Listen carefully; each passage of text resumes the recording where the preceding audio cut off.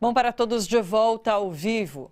Dentre tantas violações de direitos humanos que se perpetuam pelo país diariamente, 2 episódios chamaram especialmente a atenção nestes primeiros dias do mês de dezembro. Na madrugada do dia 1º, 9 jovens com idades entre 14 e 23 anos foram mortos em ação da polícia de São Paulo no baile funk da 17, um dos maiores da cidade. Nesse fim de semana, 2 indígenas da etnia Guajajara foram assassinados numa emboscada no município de Genipapo dos Vieiras, no Maranhão. Pelo menos 4 Guajajaras, outros 4 Guajajaras foram baleados nessa mesma emboscada. Essa cidade fica nos arredores da terra indígena Araribóia, onde outro líder da mesma etnia, Paulo Paulino Guajajara, que integrava o grupo Guardiões da Floresta, também foi morto a tiros em novembro. Amanhã, 10 de dezembro, é o Dia Internacional dos Direitos Humanos. Diante da situação atual do Brasil, vale perguntar quais reflexões devem ser feitas neste momento. Para conversar sobre todas essas questões e sobre perspectivas, claro, para a defesa de direitos no país, o Fundo Brasil de Direitos Humanos traz hoje para o nosso estúdio a idealizadora e articuladora da Frente Nacional de Mulheres do Funk, a Renata Prado, que acompanha o coordenador de articulação do Fundo Brasil, Douglas Belchior. Bem-vindos, pessoal. Obrigada pela presença. Na semana passada, quando se aprofundaram as discussões em relação ao que aconteceu naquela madrugada, muito se falou sobre o baile funk. Daí muito foi falado sobre, por exemplo, quando a polícia foi descrever a ação, ela falou assim, a gente tenta chegar no pancadão ali no baile antes dele se formar, antes de o baile acontecer. É sempre nesse viés, é sempre assim, não vamos deixar o baile acontecer. Isso não pode acontecer, porque isso um baile funk não é para acontecer. E não é essa discussão que tem que ser feita. O baile precisa acontecer, ele acontece, independente da vontade das autoridades ou não. Só que ele precisa ter uma estrutura, ele precisa poder receber, de fato, com maior segurança aquelas pessoas. Como vocês têm encarado essa questão? Bom, acredito que é importante a gente buscar políticas públicas que organize todos esses setores da sociedade e principalmente a cultura. A gente sabe que a cultura faz parte do cotidiano de qualquer grupo social e na periferia não é diferente. Atualmente, o ritmo que mais chama a atenção da juventude no Brasil inteiro é o funk, é o movimento funk. E não tem como o governo, não tem como o Estado ignorar essa população que está ocupando as ruas, né? São manifestações culturais orgânicas que precisam ser respeitadas e que precisa ter um diálogo político para a gente construir esses espaços de cultura e lazer como garante o Estatuto da Criança e do Adolescente, né? Não pode ser tratado como um caso de polícia. Exatamente, precisa ser tratado como caso de cultura. Funk, ele é pauta da segurança pública. Não é... Aliás, funk é pauta da cultura, não da segurança pública. Como é tratado, né? Hoje. Como é tratado hoje. Segurança pública, de fato. Exatamente. E não é essa a proposta do movimento funk, né? Não precisa ser criminalizado uma vez que o funk está sendo reconhecido no mundo inteiro. Sim. Né? Porque você falou de ser uma das músicas mais ouvidas aqui no Brasil, mas ele já ganhou repercussão internacional. Sim, a gente tem diversos artistas que já fizeram parceria com MCs de funk daqui do Brasil, músicas internacionais, desde Ludmilla, MC Lan. Isso já acontece há muitos anos, mas hoje, na mesma medida que o funk ele vem ganhando o mundo, nas periferias do Brasil ele vem sendo alvo de repressão. Isso não acontece só em São Paulo e no baile da 17, isso acontece no Rio de Janeiro, em Belo Horizonte, em Recife, que são polos de movimento funk gigantescos que o Estado ele resolve tratar da mesma forma de todos os lugares, que é sempre a repressão e não é esse caminho. Sim. Douglas, fazendo um paralelo até com os bailes e os dados da desigualdade que a gente viu hoje sendo divulgados, por que essa repressão, especificamente com os bailes de funk, tem acontecido hoje? Bom, como bem disse Renata, esse segmento é criminalizado, é perseguido desde sempre. Aliás, o funk, como cultura negra brasileira, é mais uma das vertentes decorrentes da própria cultura desse povo que foi escravizado 400 anos e que tem uma contribuição fundamental para a própria nação brasileira, né? Não existe Brasil sem negros, não existe Brasil sem cultura negra. Assim como outros decorrentes dessa cultura já foram criminalizados antes, né? A sua religiosidade, expressões como samba, como o rap ainda hoje é. Funk tem sido a bola da vez há muito tempo, alvo da repressão de diversos governos. Nós vamos lembrar o que foi o governo Dória quando estava no município de São Paulo, o que ele tem feito também em nível de estado. E existe, obviamente, um recorte racial nisso, territorial, à medida em que esses pancadões, o que se chama de pancadões, são bailes funks, são organizações autônomas da população dos jovens para se divertir, em territórios que são também criminalizados, né? Territórios em que o Estado só chega com polícia e que falta infraestrutura e que, na maior parte das vezes, falta, assim, não tem nenhum aparelho público de cultura, de acesso à cultura, às artes, não é? Então, eu acho que é muito mais uma demonstração e deveria ser visto como uma demanda da sociedade para os governos. Pô, se existe um contingente populacional tão grande, jovens se organizando, o governo tinha que dizer, poxa, tem coisa para fazer ali, vamos estabelecer um diálogo e uma política. Isso não acontece.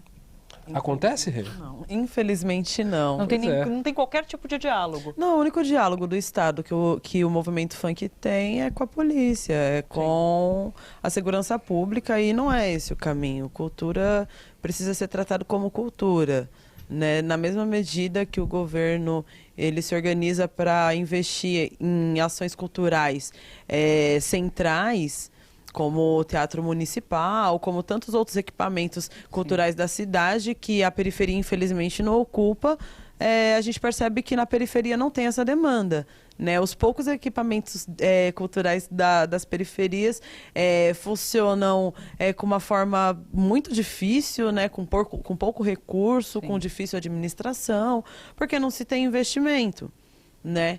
E o pouco investimento que tem, tenta-se fazer um trabalho que nem sempre atinge toda a população, né? Sim. Então, precisa pensar nessas políticas públicas. Agora há pouco eu vi uma notícia de que moradores lá de Paraisópolis, eles estão tentando, eles querem e estão buscando a criação de uma subprefeitura na região para poder lidar melhor com as demandas daquele bairro que é gigantesco, de fato.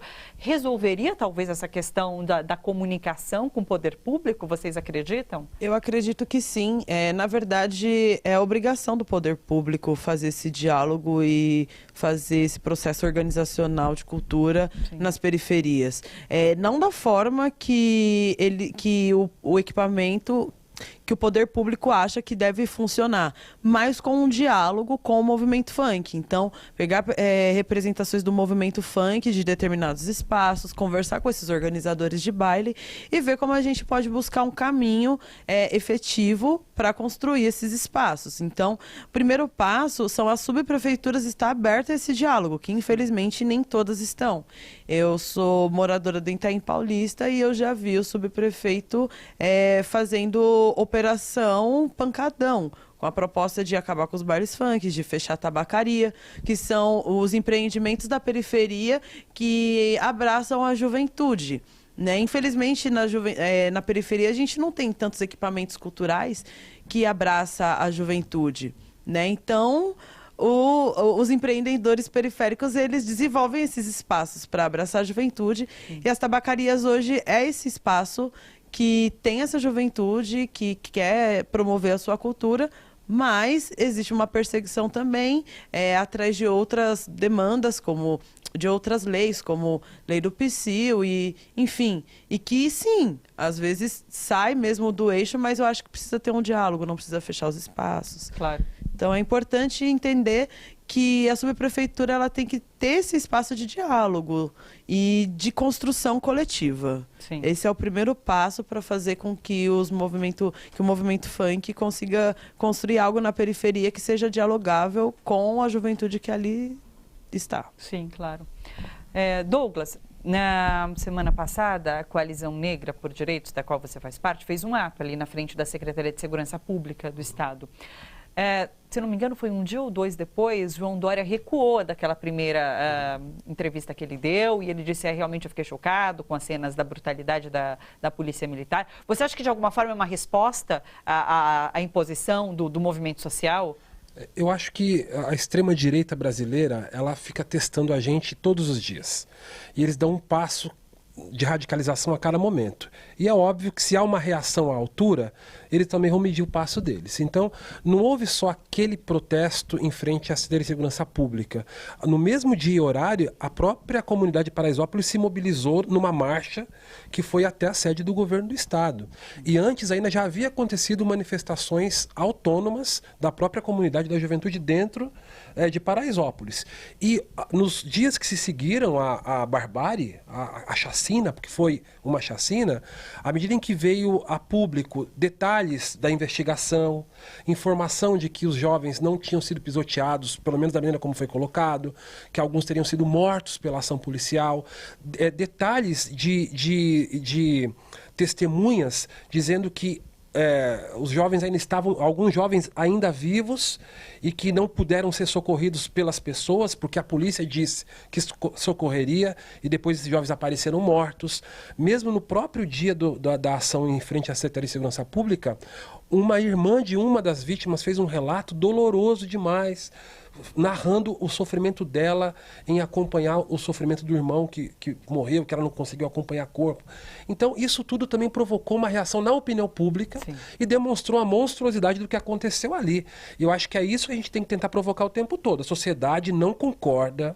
E a gente percebe isso, Renata, pelos projetos que o Fundo Brasil Direitos Humanos apoia. Né? Não é verdade que existe uma posição unificada, única em torno de uma segurança pública repressiva, autoritária. Um segmento importante da sociedade não concorda com isso, deseja uma segurança pública que seja direito de todos, que seja dialogável, que respeite direitos humanos. Eu acho que Dória foi forçado, né, pela pressão popular, pela opinião pública, pela barbárie que foi, a ponto de ele não conseguir negar isso. Sim. E que a melhor saída para ele como um governante, que de burro não tem nada, sim, foi recuar. Isso. É o que a gente vai acompanhar se esses protocolos de fato vão mudar. Né? De novo, a necessidade de continuidade da pressão popular. Um outro fato importante, talvez a Renata pudesse narrar, teve uma audiência pública na Alesp essa semana, e de tão poderosa, o presidente mandou fechar as portas da Alesp para que o público não entrasse. Foi isso que aconteceu? Sim, e o mais engraçado que em relatos de próprios parlamentares mesmo da casa, foi informado que a última vez que aconteceu isso foi na ditadura. Puxa, né? De fechar as portas da casa. De fechar as portas da casa. Sim. Então, exatamente no momento que a gente faz uma audiência pública para falar... O que é audiência? Para falar do massacre do baile da 17. Tá. E tinha que acontecer essa audiência, foi puxada pelo Mandato Quilombo, da deputada Érica Malunguinho. E ela fez isso junto com outras frentes do movimento, como a Coalizão Negra por Direitos e tantos outros articuladores do movimento funk, né? E dentro dessa audiência pública, a gente, enquanto coalizão, né, Coalizão Negra por Direitos, nos colocamos com o objetivo de levar toda essa questão que está acontecendo com o baile da 17 e com todos os bailes funk para relações internacionais, para a gente fazer denúncias internacionais. Sim. E o Parlamento Europeu vai me receber. Amanhã mesmo estamos de viagem para a Bélgica, justamente para levar para o Parlamento Europeu e fazer toda essa denúncia sobre a violência do movimento funk, porque já está num nível nacional, porque a gente tem vários estados que tem um movimento funk muito forte e que essa repressão acontece em vários estados. Sim. O que aconteceu no baile da 17 foi um estopim. Né? Então, se faz necessário, este é o momento para a gente, enquanto Coalizão Negra por Direitos, levar adiante todas essas denúncias internacionais, e um dos nossos primeiros passos vai ser entregar esse relatório de violência com o movimento funk para o Parlamento Europeu nos próximos dias, porque se faz necessário a gente ter o comprometimento do poder europeu que acredita na emancipação social, cultural, é estar alinhado e ter essa aliança com o movimento funk, com a Coalizão Negra com Direitos e se comprometer em buscar caminhos para a gente conseguir evoluir nesse sentido, claro. Porque a gente não pode ver a nossa juventude morrendo e a gente simplesmente ficar calado, né? Sim, passo super importante. Vamos colocar mais uma pessoa nessa conversa, o Darcy Frigo, que é coordenador da Terra de Direitos, ex-presidente do Conselho Nacional dos Direitos Humanos e também do Conselho de Administração do Fundo Brasil. Oi, Darcy, tudo bom? Seja bem-vindo ao Bom para Todos. Boa tarde, Thalita, Douglas também está aí, e todos vocês. Darcy, diante desse cenário que está pintado hoje, qual a avaliação que é possível fazer nesse dia que é o dia amanhã, né? Mas nesse dia que é celebrado o Dia Internacional dos Direitos Humanos? Como está o Brasil em relação aos direitos humanos? Como a gente pode fazer essa avaliação nesse momento? Bom, acho que nós... num período dos últimos 30, 40 anos, avançamos bastante na linha de garantir na nossa Constituição, reconhecer os tratados internacionais, um conjunto de direitos. E agora há uma reação, e essa reação vem também, vamos dizer assim, cheia de retrocessos, muito ódio, e as pessoas negando a própria humanidade, negando os irmãos, as irmãs que estão ao seu lado, e defendendo ideias realmente que vão na linha contrária ao ideário da Declaração Universal dos Direitos Humanos, que o nosso grande escritor José Saramago falou que se a sociedade, que se os partidos, inclusive da esquerda, não tivesse hoje um projeto político, eles poderiam adotar, vamos dizer assim, a Declaração Universal dos Direitos Humanos como um grande programa para a humanidade avançar, para a humanidade realmente poder ter paz, poder ter respeito ao direito do outro. Como pensar em futuro diante desse cenário? É preciso cada vez mais reação por parte da população que preza por uma sociedade mais justa, mais igualitária, mais democrática? É preciso essa reação a todo momento?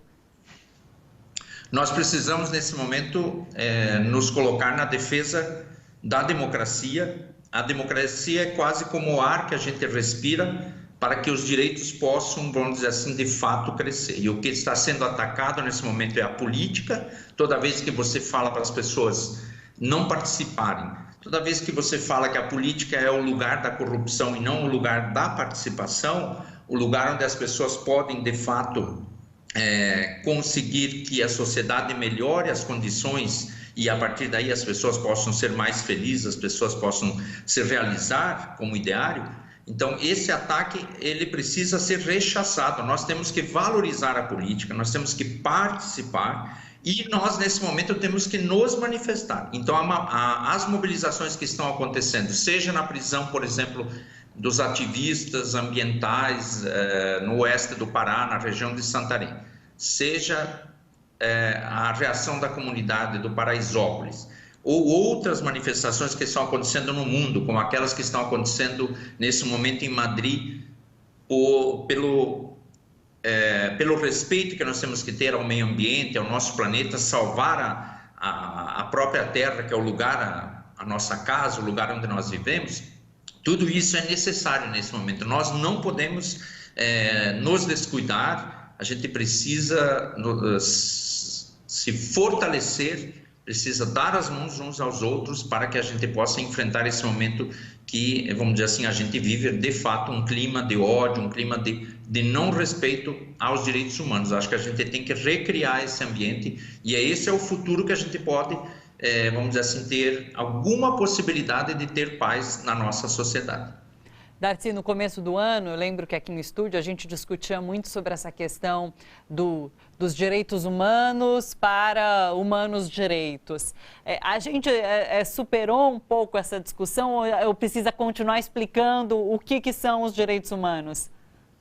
Bom, primeiro que a sociedade, ela, vamos dizer assim, precisa cada vez mais compreender que se todos tem democracia, se todos têm acesso a direitos, melhora a condição de vida de todas as pessoas. Se só os cidadãos de bem, e bem significa patrimônio, propriedade e às vezes até muito dinheiro, se só os cidadãos de bem podem ter direitos, o que restará aos outros? A barbárie, a miséria? Não, isso não é possível. Então, qualquer ideário de democracia, de sonho para um projeto futuro para o nosso país, para o nosso mundo, para a nossa terra, essa casa comum que está ameaçada nesse momento com todos esses ataques ao seu próprio ambiente, ao clima e tudo mais, e nós precisamos então sonhar com algo que realmente faça com que os direitos sejam universais. A Declaração Universal dos Direitos Humanos,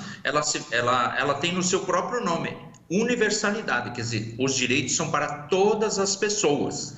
Eles também são indivisíveis, eles são interdependentes, não dá para você dizer assim, se você tem o direito de ir e vir, você não precisa ter um prato de comida. Se você tem um prato de comida, você não precisa ter direito de manifestação. Isso não pode acontecer. Nós temos que ter o direito de lutar para que as pessoas melhorem de vida, mas ao mesmo tempo lutar por aquilo que dá dignidade à pessoa, que é ter saúde, educação, transporte, é ter melhores condições de moradia, é ter inclusive segurança pública e sossego, paz no seu dia a dia. Darcy, muito obrigada pela participação. Foi um prazer conversar com você. Não, o prazer foi meu. Vamos seguir em frente. É isso. Um abraço, até a próxima. Tchau, tchau. Um abraço. Tchau. Olha só, bom para todos, faz um rápido intervalo. Fica por aí que a gente volta rapidinho. Até já.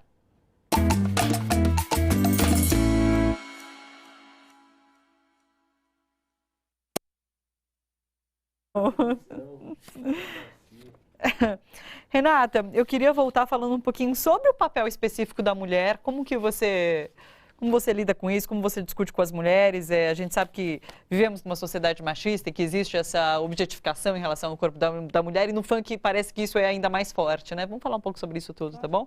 E daí a gente volta com essas discussões todas sobre desigualdade, enfim. Deixa eu ver se eu tenho alguns comentários, espera aí. A gente vai conseguir voltar com o Tonico? O projeto Mulheres à Frente foi apoiado pelo fundo. Com o estúdio? Seria muito legal se rolasse, viu? Ó, a Ana Marília está com a gente. Ana Marília, o Zezé Seixas, boa tarde. Anne Portela, parabéns pelo tema do programa, mais que necessário sempre, não só hoje em tempos tão sombrios. Gostaria de saber...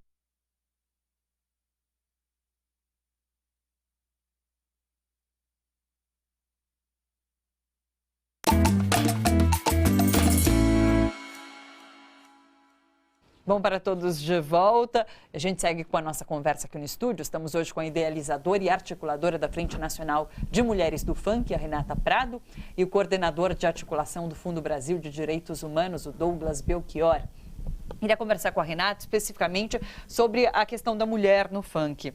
A gente sabe que existe a objetificação do corpo da mulher e no funk parece que isso é mais pronunciado. A mulher, ela se empodera mais e por conta disso ela recebe críticas e ela é atacada por conta disso tudo. Como vocês trabalham isso? Como tem feito essa discussão? Como vocês têm feito essa discussão dentro do movimento de mulheres do funk? Então, dentro da Frente Nacional de Mulheres do Funk, a gente tem alguns projetos, e um desses projetos é a Academia do Funk, que é um projeto onde reúne mulheres de diversos grupos sociais para falar sobre corporeidade, dança e falar sobre todas essas questões das mulheres no funk. A gente vive numa sociedade machista, sexista, que não aceita que as mulheres tenham um comportamento muito semelhante com o dos homens. Né? A gente fala bastante de sexualidade, mas o homem ele já tem o costume de consumir a pornografia muitos anos. Né? A gente tem grandes revistas respeitadíssimas, né, nesse mercado de revista magazine, moda, enfim, que é para atender um público masculino com o objetivo de buscar esse desejo sexual, né? E aí, quando as mulheres tentam se aproximar minimamente de alguma pauta parecida quando o assunto é sexualidade, a gente é reprimida, começam a rotular a gente com nomes negativos e não é isso. A gente está falando de um lugar onde as mulheres elas sabem que têm o direito de ser exatamente aquilo que elas querem. Sim. Né? E a Frente Nacional de Mulheres do Funk promove essa discussão, promove esse espaço e promove esse debate. Então, a Academia do Funk, que é um projeto paralelo à Frente Nacional de Mulheres do Funk, faz todas essas discussões do corpo, da liberdade do corpo da mulher, do feminismo dentro do movimento funk, como a Tati Quebra-Barraco, que é uma das mulheres pioneiras do movimento funk, sempre falou sobre sexualidade e na medida que ela sempre falou, ela também sempre foi muito atacada. Sim. Então, a gente está falando desse lugar, a gente está falando desse espaço de que as mulheres podem ser exatamente o que elas quiserem, e a gente vai ocupar esse espaço com os nossos corpos e a gente vai reeducando a sociedade, mostrando que nós somos capazes de ocupar os nossos espaços com o nosso comportamento de uma forma extremamente respeitosa. Claro. Depois do que aconteceu lá em Paraisópolis, da morte dos 9 jovens, eu via muita gente comentando, assim, no comércio, falando assim, mas como o pai deixou a criança de 14 anos estar lá no baile funk? Imagino que para as mulheres isso deve ser ainda pior, para as meninas talvez isso deve ser ainda pior. Mas sempre existe uma maneira de você criminalizar a vítima, né? Então, e nesse caso aconteceu mesmo. Mas por quê? O que a mãe deixou... O que o jovem estava fazendo lá no baile? O que a mãe deixou ir lá sozinho no baile? E daí eu junto a questão que fez uma nossa telespectadora... eu estava até discutindo, estava até colocando a questão aqui durante o intervalo, Ana Portela, ela falou assim, gostaria de saber se no caso de Paraisópolis o ECA não poderia também ser acionada. E eu estava conversando com o Douglas, queria que você respondesse. Bom, primeiro, sacramentar uma informação aqui que precisa ser parâmetro de todas as outras. A criminalização do funk, ela é utilizada como justificativa para a ação violenta da polícia. Assim como, eu vou dar outro exemplo, grandes justificativas que levam a opinião pública a concordar com a barbárie. Primeiro criminaliza o funk a partir de, por exemplo, menosprezar a qualidade de letras, menosprezar o ritmo, como se fosse muito diferente do sertanejo universitário, ou muito pior, ou muito melhor que qualquer outro ritmo. Então, primeiro se criminaliza a cultura e as práticas. Práticas, não quaisquer práticas, porque essa prática reúne jovens negros em territórios periféricos. Há segmentos da música que podem ser questionados também na sua qualidade, qualquer um pode questionar, mas que reúne outro grupo social, reúne brancos em bairros nobres, reúne brancos em outros espaços, e a polícia não age da mesma maneira. Então, primeiro tem um convencimento pela criminalização do funk para que a polícia haja com violência. Nesse sentido, explica a sua primeira pergunta. Mas o que ele estava fazendo ali, né, no funk? Se ele não estivesse no funk, que é um lugar depositário do mal, ele não teria sofrido nenhum problema. Assim como fazem também em relação ao debate sobre drogas no Brasil. Então, a política de enfrentamento ao narcotráfico convence a sociedade de que aquilo é depositário do mal, aquela prática é depositária do mal absoluto. E logo eu vou concordar que aqueles jovens ligados ao tráfico, na esquina da minha casa, possam ser vítimas da ação policial violenta e estaria justificado. Eu vou esquecer que ele é um ser humano, que é uma pessoa, que tem uma família, que tem uma história, que tem uma negação de direitos lastro da vida toda. Isso por um lado. Por outro lado, há leis muitíssimo interessantes e importantes no Brasil. O ECA é uma delas, celebrada no mundo inteiro, premiada mundo afora, que o próprio Estado nunca levou ao cabo. A gente nunca teve a obediência integral ao que o ECA propõe. Eu venho de origem de movimento de criança e adolescente, olha, faz tempo, certo? E eu vou dizer aqui, a gente luta pela implementação do ECA, pelo respeito aos seus pressupostos, e não teve um único ano, desde que o ECA foi promulgado, que não houve campanhas públicas contra ele. Né? Então, é dessa sociedade que nós estamos falando. Sim. Eu queria que vocês respondessem essa mesma pergunta que eu fiz para o Darcy em relação a direitos humanos para humanos direitos, que a gente, principalmente no final do ano passado, no processo eleitoral, eu pelo menos ouvi muito falar sobre isso, sobre direitos humanos para humanos direitos, e aqui no Bom para Todos a gente tentou durante todo esse tempo desconstruir o que é isso. Como que vocês têm enfrentado essa luta e essa criminalização que existe em relação a movimentos sociais e com esse mote de direitos humanos é só para humanos direitos? Eu vou passar a bola para você.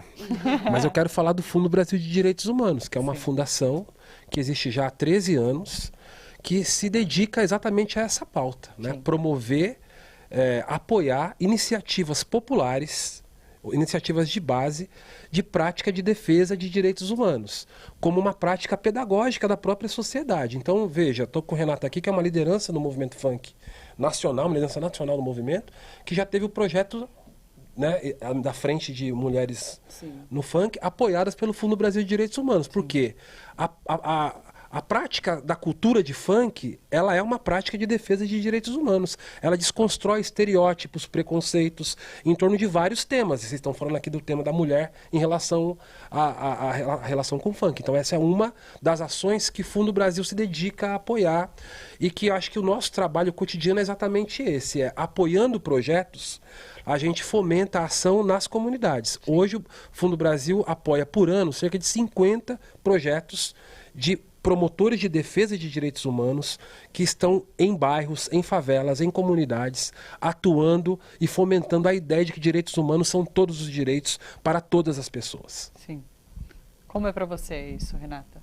Bom, eu acredito que a organização ela é extremamente importante e a juventude na periferia ela está organizada, né? Depois da época da manifestação dos secundaristas, da época do fechamento da escola de 2016 em diante, teve um momento diferente da juventude dentro da política na periferia. E aí eu estou falando de uma política organizacional apartidária, de movimentos orgânicos que promovem ações políticas para buscar os seus espaços de cultura e lazer e até mesmo dentro das escolas, né? Então, esse momento dos secundaristas foi importante para a formação política da juventude da periferia. E isso refletiu em um movimento totalmente novo, que eu acredito que é extremamente necessário quando o assunto é mobilização de juventude, né? Então, se faz necessário olhar para esses jovens que estão organizados na periferia e dar espaço para essa juventude buscar o que está no Estatuto da Criança e do Adolescente, né? E aí a gente tem uma juventude na periferia totalmente combativa, organizada dentro das escolas a partir de grêmios estudantis, porque esse momento do secundarista promoveu essa formação política para os jovens e eles estão organizados de uma forma totalmente orgânica e independente nas escolas. Então, se faz necessário olhar para esses grupos organizados de juventude e apoiá-los, né, em busca de uma democracia que a gente sabe que é difícil, mas a gente precisa nunca parar de lutar. Sim. Na semana retrasada que a gente recebeu alguns integrantes da Coalizão Negra por Direitos, muitos falaram sobre esse movimento de base que acontece, que os partidos são muito criticados, os partidos de esquerda, os partidos progressistas são criticados por não ter feito esse trabalho de base, mas os movimentos sociais estão lá fazendo, o movimento negro está lá fazendo esse trabalho de base, que é importante se a gente quer mudar as estruturas de fato. É essa atuação que precisa ser feita. O Frigo falou uma coisa linda, o nosso professor Darcy Frigo, ele disse, agora há pouco, a política precisa ser não o lugar da corrupção, como querem nos convencer, mas é o lugar da participação, da atuação, da convivência, da promoção dos acordos para a sociabilidade. Isso é um fundamento e isso também é fundamento de direitos humanos. Nós não podemos nos convencer do discurso que nos afasta da política, porque é através dela que a gente também luta e promove direitos humanos, né? Claro. Acho que esse é um grande recado para esse dia 10 de dezembro, que é um dia que a gente para refletir sobre direitos humanos, que ele é construído cotidianamente, através das nossas ações políticas. E aí não é política partidária, né? Aí é todo aquele discurso que nós temos que desconstruir, também que convencer a sociedade de que tudo que é relacionado à política é a mesma coisa que partido, e partido é a mesma coisa que político, que é corrupto, e aquele círculo vicioso. Não, nós precisamos... A direita, os ricos fazem política o tempo todo. Sim. E não é à toa que eles dirigem esse país e são donos de tudo, porque eles fazem política. Nós temos que fazer também, né? Nas periferias, com a juventude, essa questão fica clara sobre política? Ou quando se fala política ainda existe aquilo, política não? Não, existe sim. A gente, historicamente, o Brasil ele foi educado para pensar que política e futebol não se discute, né? Então, é muito difícil, assim, trazer esse debate politizado. Até mesmo quando a gente fala de direitos humanos, as pessoas têm uma versão, porque já faz ligações a partido político, e nem é essa a proposta, né? A gente está falando de um lugar para tratar o próximo como humano, né? E o primeiro passo básico dos direitos humanos é isso, é você ter a sensibilidade de olhar para o próximo e entender que ele é humano e que ele precisa de um tratamento humanizado. E aí, quando a gente faz essas pautas, quando a gente aborda essas pautas a partir de outros caminhos, tem um ruído dentro dessa discussão, né? Então, quando eu digo que o movimento de secundaristas colaborou, não significa que transformou 100% a periferia, Sim. né? Então, é um processo.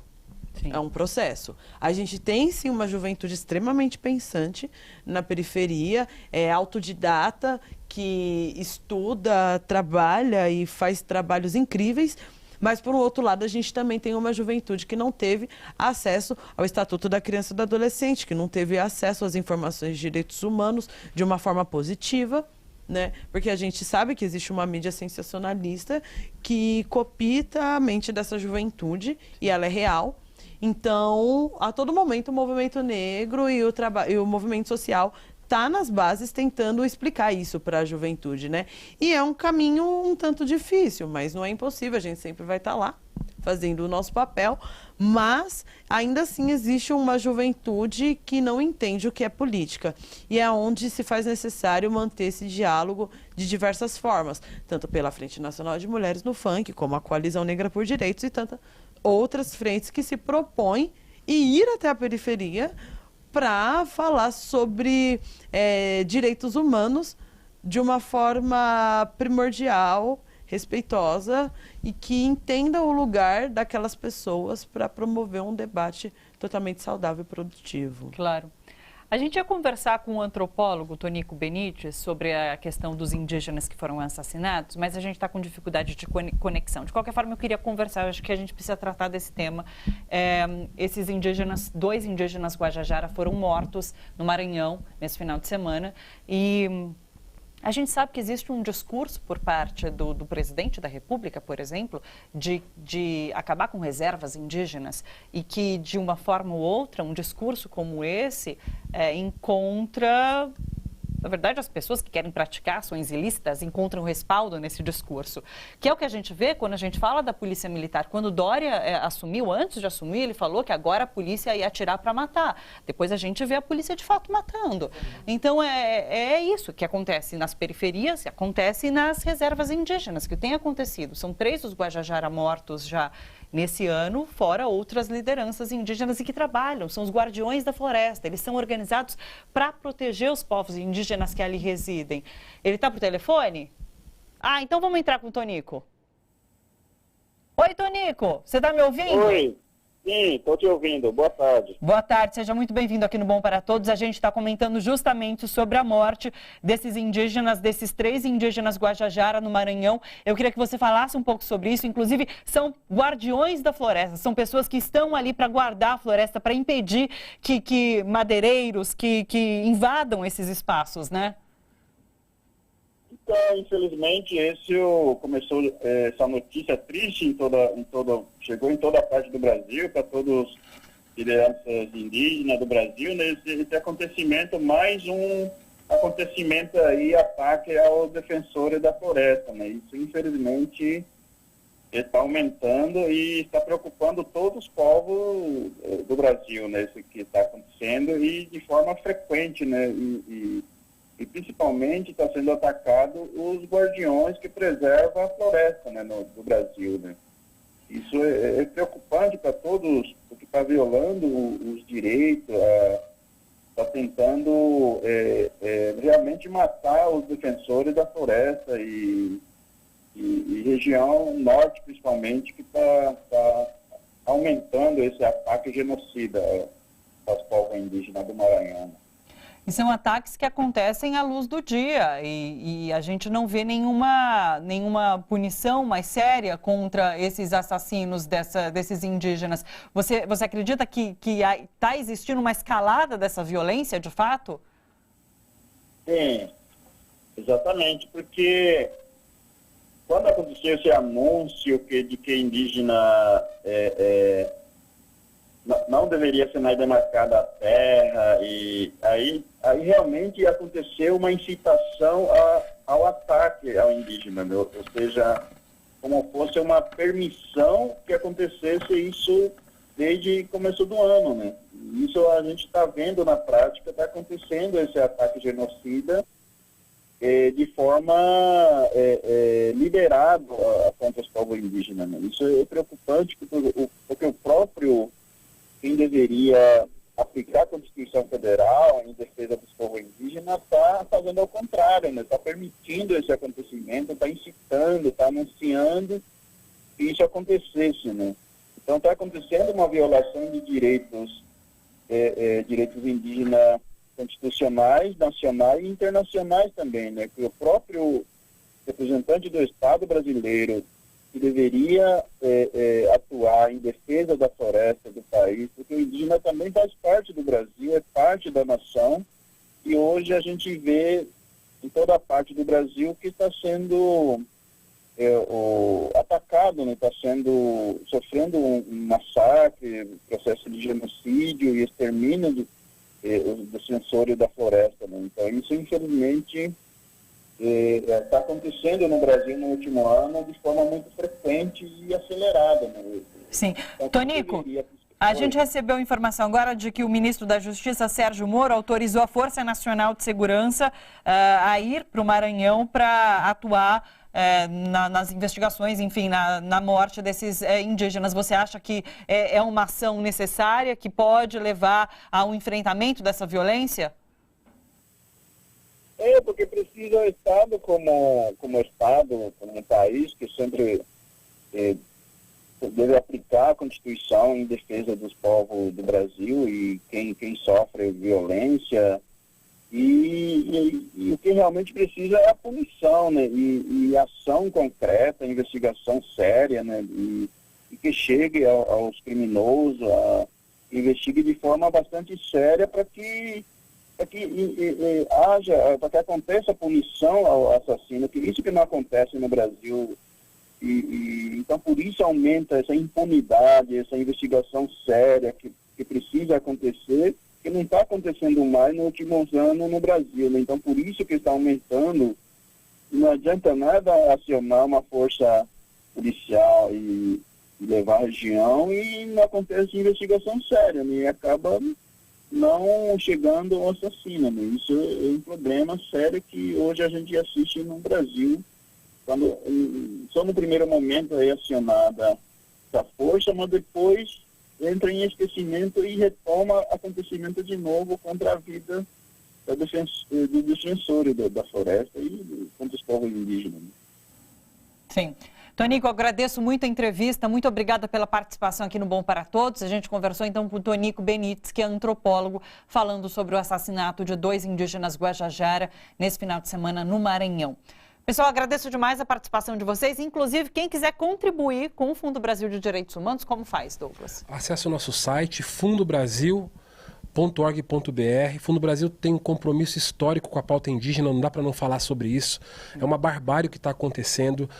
Esse ano mesmo o Fundo Brasil já fez apoios emergenciais a várias situações de risco de vida de lideranças indígenas pelo país afora, mobilizações das comunidades indígenas.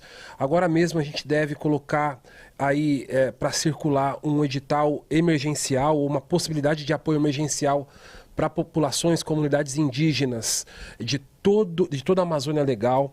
É fundamental que a sociedade brasileira se levante, se mobilize.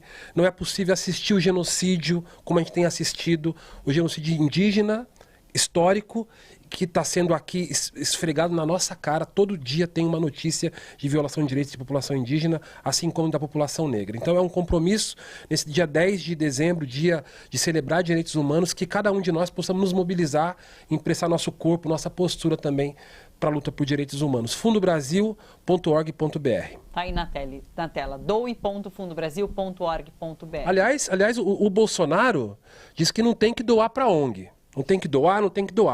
é o seguinte, hein? Quem não doa é Bolsonaro. Vamos doar para as organizações que defendem direitos humanos no Brasil.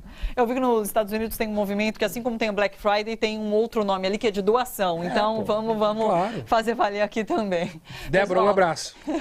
Pessoal, muito obrigada pela participação. Foi um prazer receber vocês aqui. Obrigada. Valeu.